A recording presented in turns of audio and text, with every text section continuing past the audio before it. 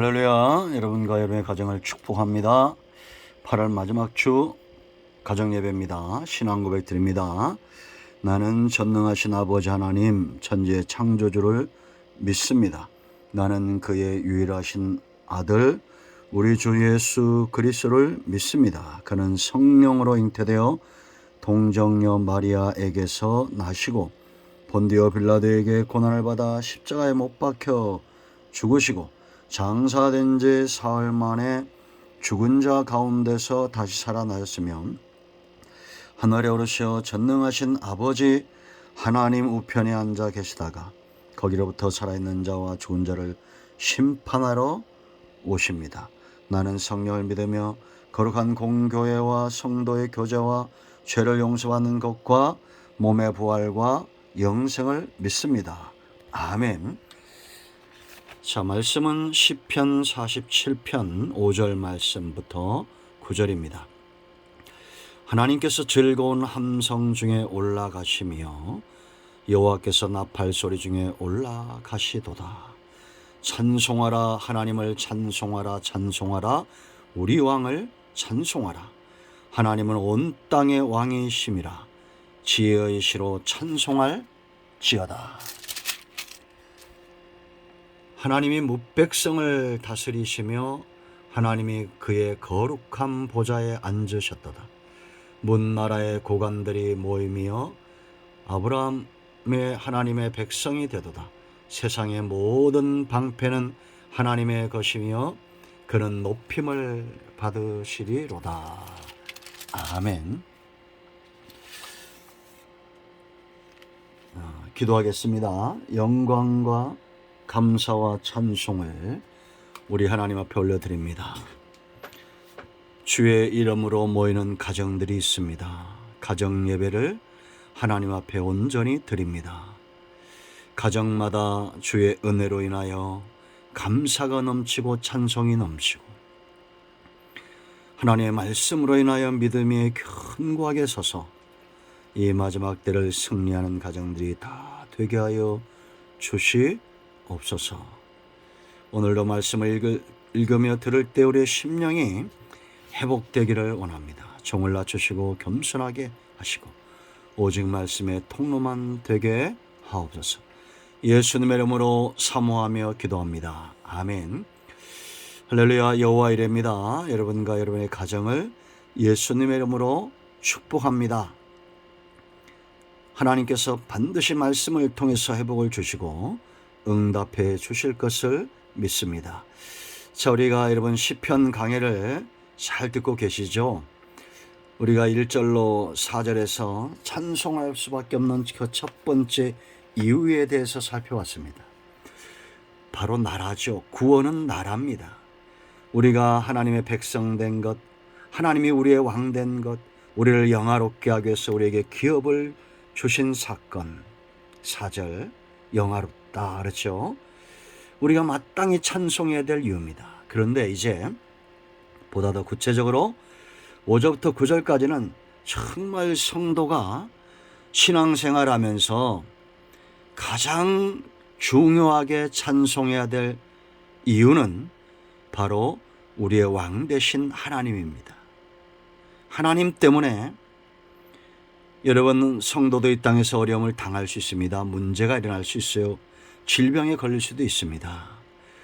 그러나 우리가 병들어 일찍 소천하고 어떤 사람들은 태중에서 아이들이 유산이 되기도 하고, 그러나 여러분 정말 중요한 것은 영원한 하나님의 나라가 있다는 겁니다. 문제가 생긴다고 해서 우리가 감사의 신앙을 접거나 하나님을 찬송하지 않는다는 것은 잘못된 겁니다.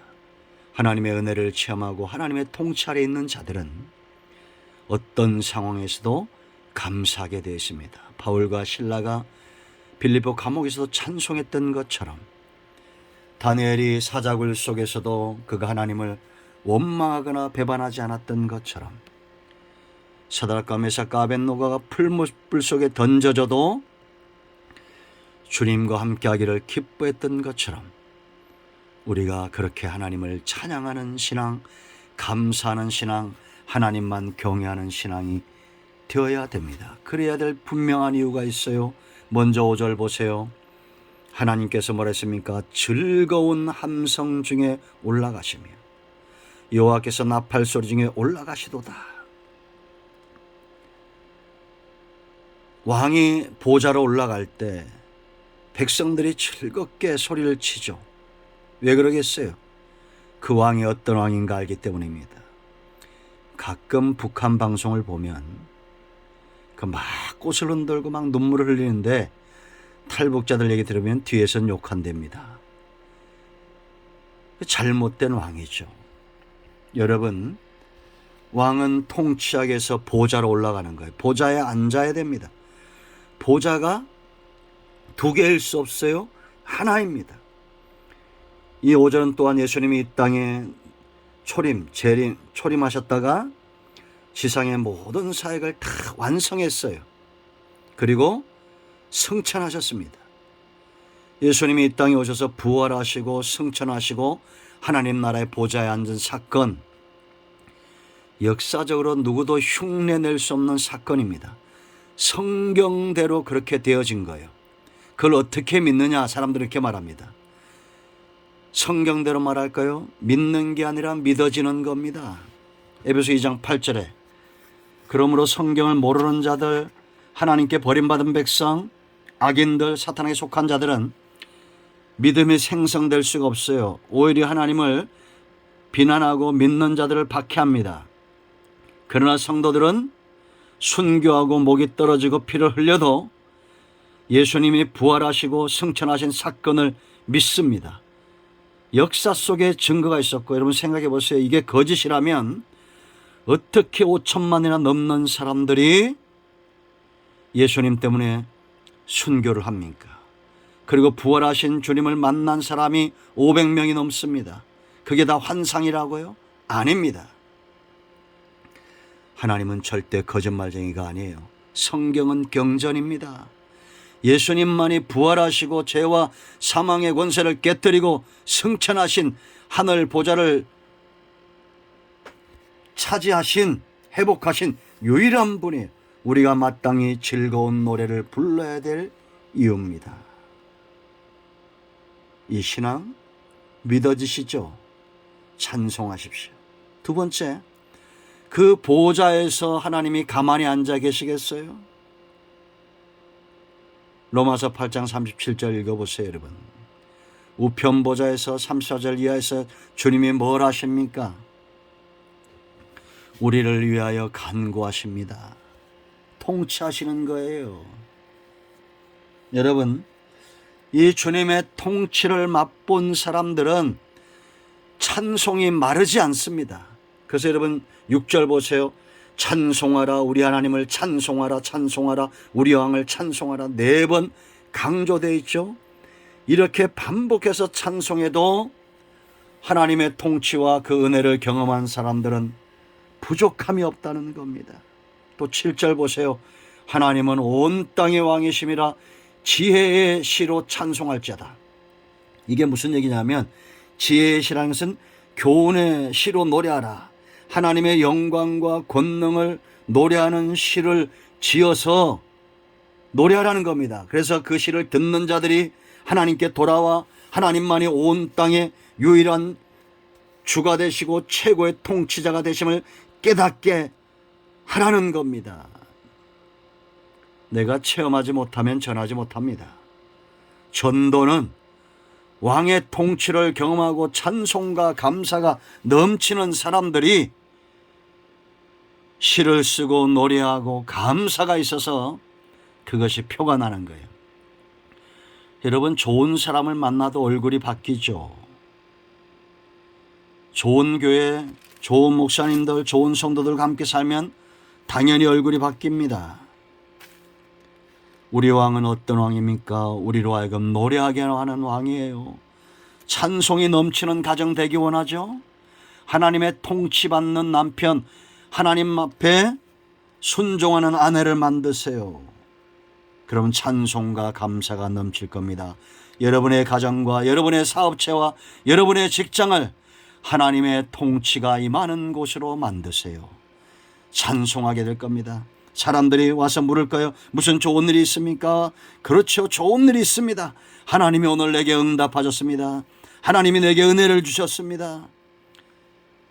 내가 곤고하고 고난 가운데 있으나 그러나 하나님은 여전히 나의 주 나의 하나님입니다. 그런 고백, 욥기 23편을 읽어보세요. 하나님이 없는 것 같고 하나님이 안 느껴지지만 내가 가는 길을 주가 하셔요. 그러므로 정금 같은 믿음으로 나오게 될 것입니다. 자, 우리가 이렇게 하나님을 찬양해야 될 이 분명한 이유가 있어요. 여러분 9절 말씀 보면 문 나라의 고관들이 모이며, 모든 나라의 고관들, 왕들, 지도자들이죠. 이들이 와서 아브라함의 하나님의 백성이 된다는 겁니다. 세상의 모든 방패는 그 고관들이에요. 백성들을 보호하는 자들이죠. 그들은 다 하나님의 것이 될 것이라는 겁니다. 그들로 하여금 온 땅과 온 나라, 온 군왕들, 온 백성으로 인하여 하나님이 높임을 받으실 것이다. 하나님은 절대 이 영광을 빼앗기지 않는다는 겁니다. 왜냐? 왜 그런지 아세요? 왜 모든 나라 백성들이 예수님을 믿고 모든 군왕들이 그 앞에 복종하는 이 역사적으로 이것이 이렇게 이루어지고 있는지 아십니까? 왜 그럴 것 같아요? 8절 보세요. 하나님이 묵백성을 다스리시는데 하나님이 그의 뭐라 했습니까? 거룩한 보좌에 앉으셨다. 하나님이 죄인이고 거짓되고 악하고 세상의 권력만 탐하는 그런 사람이었다면 이 보좌는 영원하지 않습니다. 나폴레옹도 영원하지 않고 로마의 시저도 영원하지 않습니다. 우리나라의 세종대왕도 영원하지 않아요. 그들은 다 한계가 있습니다. 여러분, 악을 이기는 것은 선입니다. 거짓을 이기는 것은 진실이에요. 불이 거룩이 이깁니다. 지금까지 왜 교회가 존속하고 하나님이 영광을 받으시고 하나님 나라가 확장되고 있느냐? 하나님은 거짓말쟁이가 아니에요. 거룩하신 분이기 때문입니다. 하나님은 사랑과 공의가 함께 있는 분이에요. 이 거룩 속에는 공의가 있습니다. 사랑 속에 함께한 공의.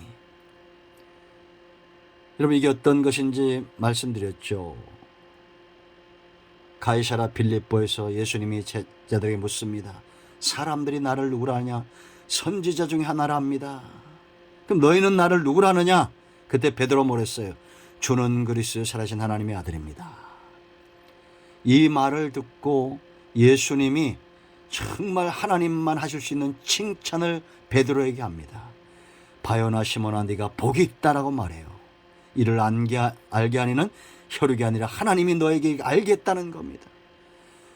이 신앙 고백 위에 교회를 세우겠다 말씀하시고 네가 반석 게바가 베드로가 되겠다는 겁니다. 음부의 권세가 이기지 못할 거라는 거예요.